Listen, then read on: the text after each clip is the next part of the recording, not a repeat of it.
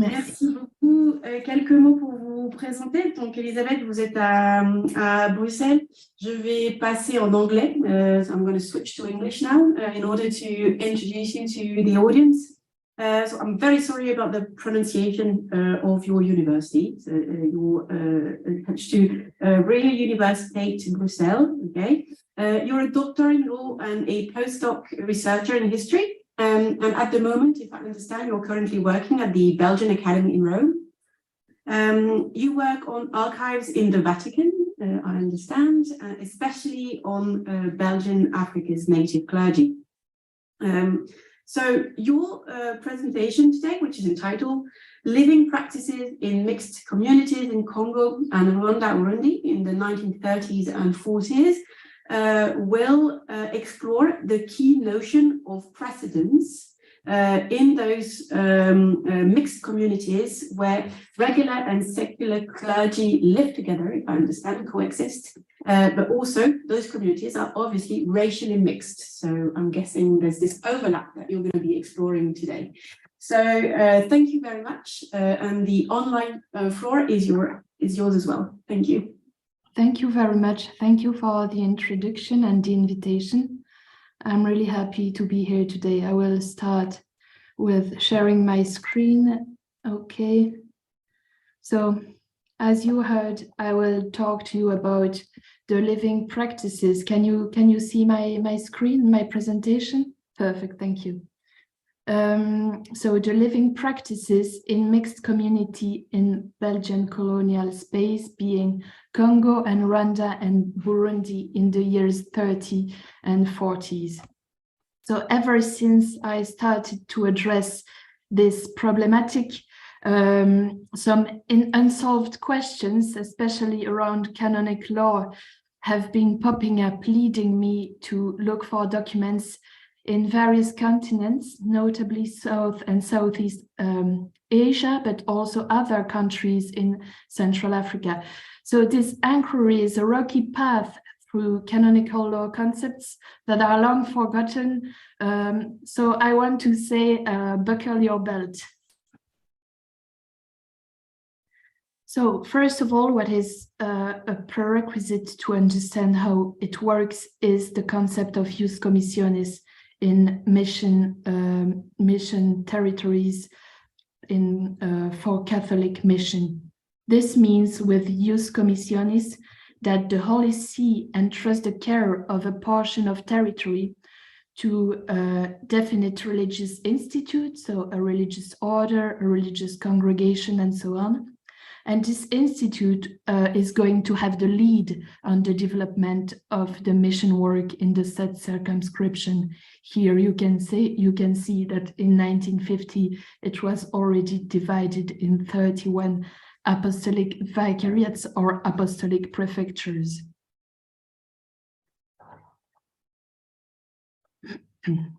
Now, what about the native clergy? Where does he stand in the middle of these divisions?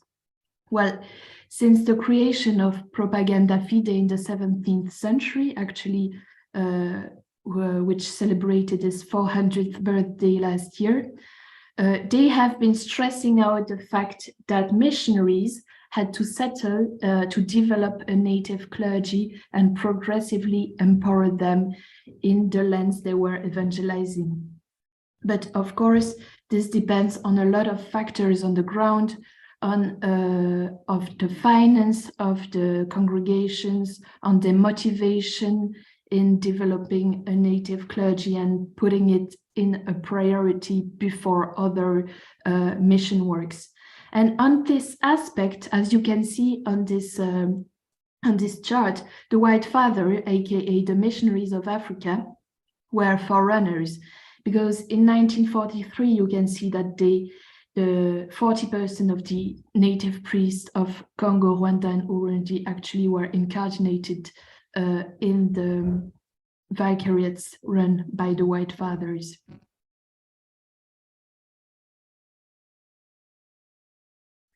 So how does it actually work? Well, according to their statutes, I will mention those statutes in a moment. A statute is like a set of rules for a corp to live by, the native priests were obligated to live in community, even though they were secular priests, right? It's a secular clergy, but actually they have to live in a community. They cannot live by themselves or within their families. If they live in a mixed mission post, they share their daily life with European missionaries. Usually, there are dozens of reports of this. Everything is running smoothly, but sometimes there are difficulties, and that's what I would like to address today. And the working method is that little by little, the missionaries will entrust a mission post to native priests only and withdraw to found new mission posts. So they entrust an existing mission post to native priests. So the problems I was just mentioning was, for instance, the case of Burundi, which is kind of a unique case in this Belgian colonial space. There you can see on the map the Apostolic Vicariate of Burundi, Urundi at the time. In 1930 arrived the first apostolic delegate, aka representative of the Pope, Apostolic Delegate Bishop Giovanni Delle Piane.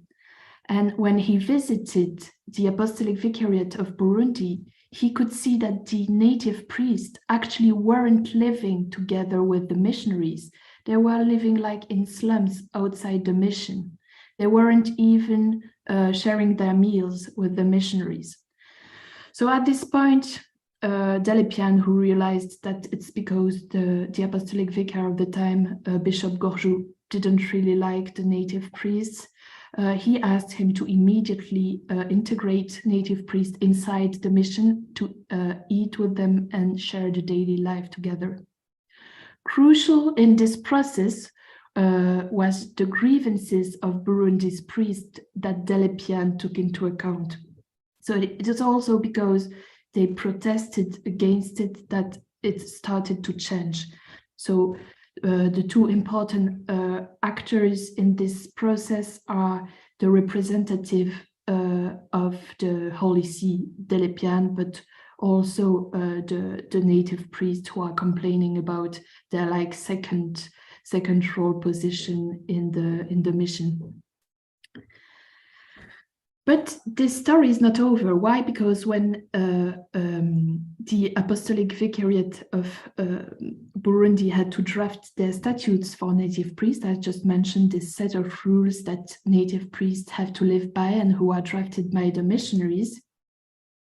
In the third paragraph of Article 47, you can see that they don't have the precedence according to the date of priestly ordination, but take place after the White Fathers, the missionaries. So propaganda drafts a little question mark in the margin and directly asked its representative on the ground, Delle Piane, to delete this article because it is contrary to the decree of 1948. Now we will in a minute explain what is this famous decree, because this story is going backwards in time to understand every single aspect of this. But first, what is precedent? What is precedence? Precedence is the right to have a better place and to externally enjoy a more honorable position. It is of importance in mission, in events such as, it can be any public event, even secular events, but like processions, ceremonies, parties, and so on. In church, where they will have the first seats, the person who has precedent on another has the better seat, has the better place, can sit first. Other times they can take the word first. And most important in our case is that during the meal, when they share the table, both native priests and missionaries, they actually, if the missionaries have precedence over a native priest, they will sit by one end of the table, and the native priest will sit at the other end of the table, thus creating a clear racial demarcation between the two clergies. Now, the White Fathers weren't requiring this for the event of the church, but they were saying that actually mission posts are their community house because they form a religious institute, and that native priests are in this case merely guests, and that they have no right to community life nor to precedence. Now, what is the decree of 1924 that propaganda was asking to apply? Well, actually, at this time, propaganda revoked the privilege of precedence that was attached to the title of apostolic missionary. But now you will ask, what is apostolic missionary? Which was also my question when I read all those old decrees. It actually goes back to the 18th century, where propaganda created a special title for some missionaries, not all of them. When you have studied in a pontifical college where you benefit from a decree of propaganda, you can become an apostolic missionary. That can be useful to enjoy some privileges, which are some exceptions to canonical rule, like to skip some fasting obligation or to being able to celebrate the Mass on the boat with a portable altar. And why did propaganda attach this privilege of precedence of apostolic missionaries to other priests, not only native priests, but that was the results on the ground, because we will see in a minute where it comes from. Actually, when drafting a decree and sending it all over the world, propaganda stressed in 1845 once again that missionaries had to settle the clergy, and that it should not be a second zone clergy, but should be progressively empowered, progressively given some promotion and some development possibilities in terms of higher function, higher ranking. But then the Bishop of Pondicherry, Clément Bonin, sent a letter to propaganda saying, but now our native priests are getting a bit older and they have precedence over our missionaries. Shouldn't the missionaries who have the title of apostolic missionary have precedence over them because they are actually having more important functions in the vicariate? At this time, propaganda stressing again the fact that they should still empower and giving directive functions to native clergy, says, okay, it's true that apostolic missionary is kind of an important title, which can be granted the privilege of precedence on other regular, let's say, other missionaries, including also native priests. And this is where it comes from, actually. This privilege comes from Pondicherry and from this request of Monseigneur Bonin. The problem is that 70 years later, in Verapoli, native priests started complaining that they were not having directive functions, and they started to require some of them to be elected as bishops. Because, you know, this privilege of precedence was actually maintaining the local clergy in submissive positions and like in second zone clergy.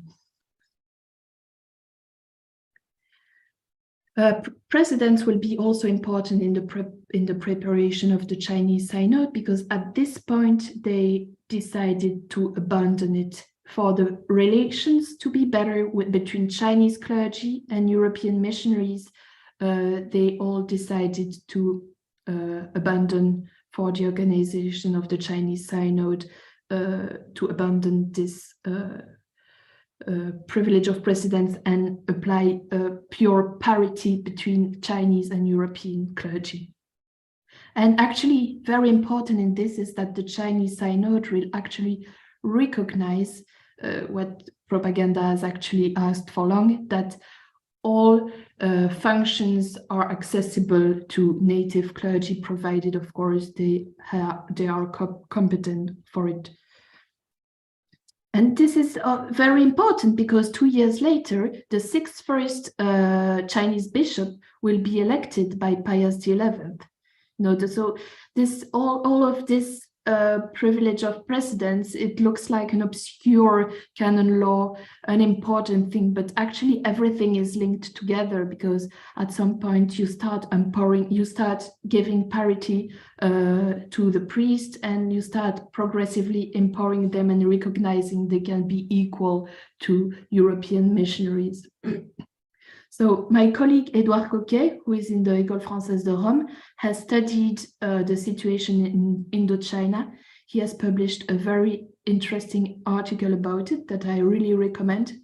And actually, I think that the situation of the relationship between both Vietnamese and European clergy in Indochina will be the reason that will lead propaganda to revoke, to abolish this privilege of precedence. Because with the reports of apostolic visitor Henri Lecroix in 1923, they realize how negative this privilege of precedence and this absence of parity between both clergy is in Vietnam. And yeah, I think this is the reason which explained this abolition. Now, a short word about Uganda. Actually, in Uganda, the majority, Uganda is with Bishop Streicher, will be really a forerunner in terms of native clergy. They formed massive amounts of native clergy. One of the first African priests will be Monsignor Kiwanuka in Uganda. So this is also very important. In this vicariate, some missionary was saying, we are members of the Society of Missionaries of Africa. We should have the right of precedence on native priests. But the majority was saying, well, no, it should be parity. So they asked propaganda their opinion in 1924, and propaganda just sent him the decree that we just published. So at this point, they applied parity in Uganda. Now, what was happening in Eastern Congo 20 years later, or maybe 15 years later, it's that progressively, under the action of the regional superior Benoît Elemans, they were progressively applying this privilege of precedent that they had not applied before, except in Burundi, where it was, as I explained before, always very segregated. They were trying to apply the rule that the congregation, that the mission post is a house of the congregation, and that native priests are merely hosts that have no right of precedence, and so are relegated at one end of the table. And this deeply shocked the apostolic delegate Giovanni Delle Piane, who progressively tried to abolish this. So here is the Congo Supérieur, which became afterwards Baudouinville. So for the Superior General, Jean-Marie Biraud, he said, we never thought that they had any rights to our community life. Like, it's a house of the missionaries of Africa. They are just, as I said, we are hosting them. And actually, you see that it's not merely a question of canon law or religious life. It's also a question of, racial prejudices, because they're like, especially Matthijssen. Of course, I want to stress that not all the missionaries thought this way. Here, I have to enlighten the problems to see how the Holy See will solve them. But for Matthijssen, their culture and education was too different. And so he thought it was an inconvenience of just mixing up everyone at the eating table. So Biro will ask the opinion of the big boss of propaganda, Pietro Fumasoni Biondi, who will then say, in a very diplomatic way, this is it's like the specialization of policy, you know, always stating everything in a very diplomatic way. When you read the project of letters from the Vatican, you wonder what do they want to say with this? But he's like, you know, look at the gospel and remember that missionaries are not there to dominate the people. They are there to help them develop. And this is something that Apostolic Delegate Delepiane will say in much harsher words on the ground. Like every single mission post is actually kind of property, not in terms of civil property, but it's actually under the competence of propaganda. You have to apply the 1924 decree. And actually doing so, he's actually killing two birds with one stone. This is really crucial because saying this, he's saying that everything the missionaries have built so far, everything, you know, the seminaries, the novitiates, and so on, but also, you know, the schools, the hospitals, everything, they will have to drop it when propaganda says so, to drop it and to leave it to the native clergy. So saying so, he's already preparing a transition.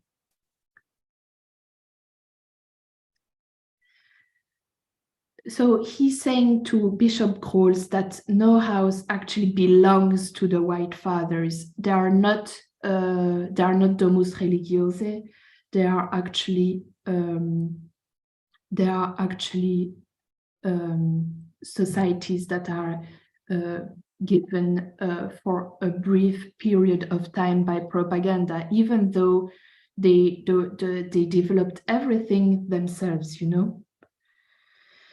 And actually, Bishop Grols, who succeeded to Bishop Gorjou that I mentioned earlier, who had much better relationship with Burundi's priests, and says that the priests were now living much more happy in mixed communities, and many were happy of the support they received in the mixed mission post.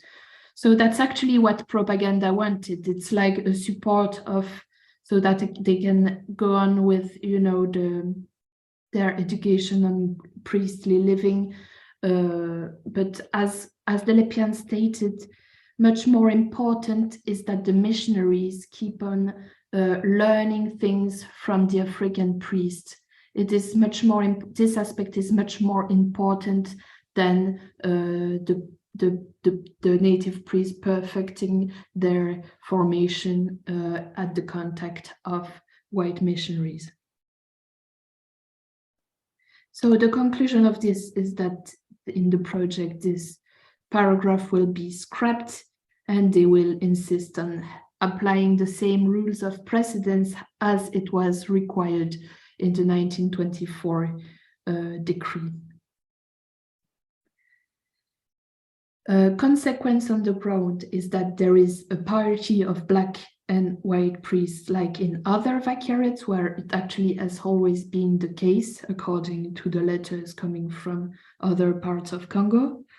It's actually pretty unique in Belgian colonial space, you know, black and whites living together, this never happened. Mixed marriage, for instance, were very rare. It was very exceptional.